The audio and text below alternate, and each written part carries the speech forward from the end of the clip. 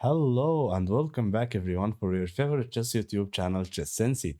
For today's video, we are going to learn how to punish the Vienna Gambit. Now here, first of all, what's the Vienna Gambit? The Vienna Gambit is after white goes e4, e5, knight to c3, and knight to f6. And here white is going to go pawn to f4, just trying to put pressure immediately on black. Now this is probably the same ideas from the King's Gambit or the same position from the King's Gambit, but knight to f6 and knight c3 is included. So here, instead of the King's Gambit, accepting the pawn is not really a good option for black. Why is that? And because white is going to go e5, your knight got really no good jumps on the middle of the board, so the knight would have to retreat to g8, and with it black is losing time and losing the center. After white goes knight to f3 to stop queen to h4 check, then white is going to go pawn to d4, regain his pawn, and enjoy a better development with castling and getting the rook to hit this f7 pawn. So this is why we don't want to really take on f4. Now here we are going to go d5. Now just make sure to stick around to the end of the video, because there is lots of variations here and lots of traps, and both colors can really go wrong whether they are white or whether they are black. Now in this position there is a lot of moves. Taking on either square is probably fine for white, but e takes d5 is not the best for white, but I'll show you why. Because after knight takes d5, now you are hitting this knight on c3 and hitting this pawn on f4. So in case of white just goes knight to f3, then after knight takes f4, black just goes up a pawn. Now you need to be careful after going to d4 that you are not taking here, because this will drop the knight. But after knight to g6, this end game is better for black, of course, because bishop to g4 is going to be happen. And after knight to c6, white is going to guarantee to win this pawn on e5.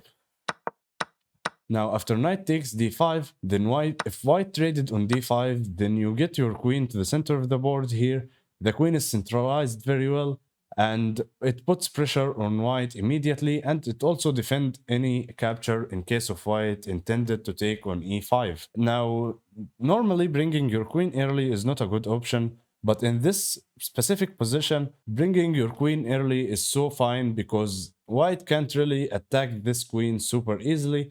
Now any moves like pawn to c4, it always weakens white's structure. Now especially in this position that white has queen to e4 check, and after queen e2, black can trade the queens, or sorry, excuse me, not king. After taking with the bishop, then after pawn takes f4, this position is simply better for black, because black is going to have an easy development, and white really got no compensation for the lost pawn. So let's come back. So here, after knight takes d5, then white is going to be is led by two choices, and they are taking the knight on d5 or taking the pawn on e5. Now taking the pawn on e5 is also considered not to be so great for white. And why is that? Because knight takes c3, and after white recaptures the knight on c3, there is queen to h4 here. Of course, in case of white goes g3, then after queen to e4 check, hitting the king, hitting the rook, black is going to win the game. So of course in this position white will have to play king e2. Now as black we sacrificed a pawn, but look at this king laid pawn cloud here, and after bishop to g4, knight to f3 is going to block, because white doesn't want to lose the queen. And here we will continue developing and continue putting pressure on white with knight to c6, putting pressure on the e5 pawn. Now it is not really sensible for white to leave the pawn hanging. Like white put his king on e2, so he can go up a pawn and he will go d4, and this is the most logical and sensible move, as it defends the pawn on e5. Now here we want a queenside castle. The queenside castle serves two good options for black. The first one is we get our kings to the safety, and the other one, this rook on d8 is creating a pin on the d pawn, so we are black threatening to win this pawn on e5 on the next turn. Now here the position is super hard for white to play. White really have queen to e1, which is the only move. Now I will encourage you to stop the video here and try to find the brilliant move. Now, of course, there is no problem with queen to h5, but I want you to find the more stronger one, which is rook takes d4, double XL clamp. Now, after rook takes d4, there is two options for white. The first obvious one, which is grabbing the queen. Now, after grabbing the queen, then after bishop takes f3, g takes f3, rook takes h4. Now, this position is simply better for black, as black has regained his pawn back, and white's structure is so bad, and this bishop can't develop to f4, and also this rook can't leave h1 because it tied down to defend the h2 pawn, and black is going to have an easy play with something like bishop to d6 and rook to e8. Also, the pawn on e5 is guaranteed to just take it in the next turn. So rook takes d4. Now there is this other option, which is knight takes d4. But after knight takes d4, check, forking the knight and the king. Now, of course, king to e3 here is playable. Of course, white is threatening to take our queen. Of course, we don't wanna do that because we just sacrificed a lot of material. And after something like knight to e6, you can, if you count, you will find that white is up a rook and white should win the game. So in this position, after knight takes d4 check, king to e3, here we just want to take this pawn, this knight on f3. Now after we take the knight on f3, we are hitting the queen and defending our queen at the same time. And after queen takes h4, queen takes h4, yeah, the pieces might not seem to be in their ideal squares, but if we look, black is up a pawn, and black has a better endgame, as the pawn structure for black is very much better, from far better from white, because also black is going to go knight to g6, bishop to c5, and try to win this e5 square and this a5 pawn. And we can see that white is really having a really bad endgames. Like any endgame white gets, then white is in a lot of trouble. So here, of course, you don't want to trade the queens also. That's an important note, because after the queens get traded, white is going to have a huge center without compensation for black. Now let's come back to our main position, and after pawn to d5, here the main move for white is taking on e5 just to hit this knight quickly on. And after f takes e5, then here there is knight takes e4, and this is the logic behind black is going pawn to d5, is to ensure that this e4 square is ours. Now here, of course, this trade is considered to be bad for white, because after something like queen to e2, hitting this pawn in e4, which seems to be weak, and bishop to f5, there is maybe queen to b5, but queen to b5 is not a huge thing for white, as we can just go knight to c6, and after queen takes b7, then after bishop to d7 we get a lot of play on the queen. Now one sample line is white going bishop to b5, then after rook to b8, queen to a6, rook to b6, we can see that white is really wasting so much time, and after something like queen to a4, then we can even also sacrifice on b5, because after queen takes b5, then we have knight to d4, hitting the queen and hitting the c2 pawn, and black is most likely going to win this game very shortly from here. So this is why white can't really go pawn grabbing and try to win the pawn, and at the meantime, we are just going to go knight to c6, developing and try to put pressure on the e5 pawn, and going bishop to c5, queen to e7, also adding more pressure, and with it black is better. So white wants to avoid that. Now in this position there is two moves. The first one, which is pawn to d3, and the other, it is knight to f3. Now first of all, let's take a look at pawn to d3 hitting our knight. So after pawn to d3 hitting our knight, then after knight takes c3, and of course after b takes c3, now queen h4 check doesn't really do much, as white will respond with d3, and we don't have queen to e4 check, as the pawn on d3 covers the e4 square. So here there is a really important move which is to keep in mind, and it is pawn to d4. Now why pawn to d4 is super important? Because if white takes, obviously we are going to recapture with our queen, get a fork on the rook and the pawn on e5. Now there is a trap in this position, which white goes bishop to d2 just to make sure that the rook is defended.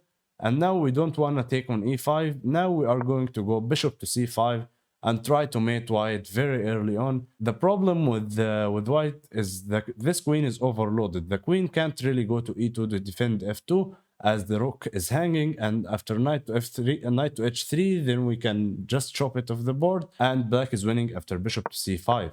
So in this position, taking is super bad for white. So white is going to go bishop to d2 just to make sure that his pawn on c3 is defended. Now here we want to trade on c3, and after bishop takes c3, then here we are going to go knight to c6, putting pressure on this e5 and trying to control d4 from white. Now here white is going to respond with the same idea with knight to f3, just protecting this d4 and protecting this e5 pawn. And maybe later on white can go pawn to d4.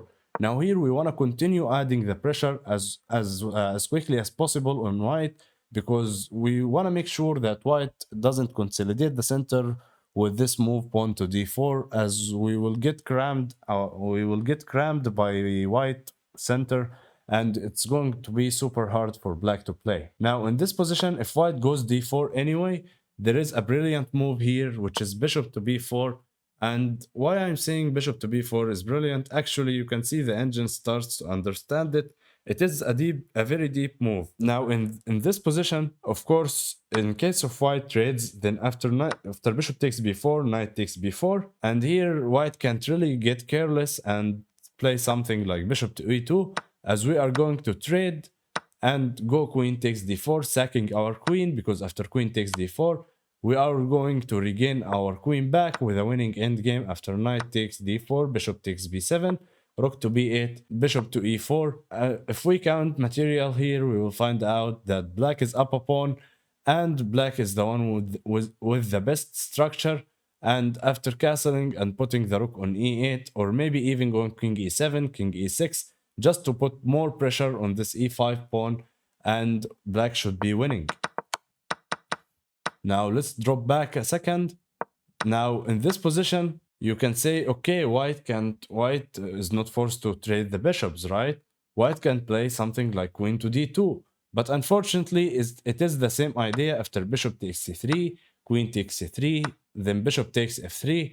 We can see that the pawn on d4 is going to be hanging at the end of the variation after queen takes d4, hitting the rook, hitting the pawn. After something like rook to d1, then we are going to grab the second pawn, and with it, black should be winning the game. After bishop to e2, of course, there is knight to d4, but maybe even just castling is considered to be fine for black, and black should be winning the game.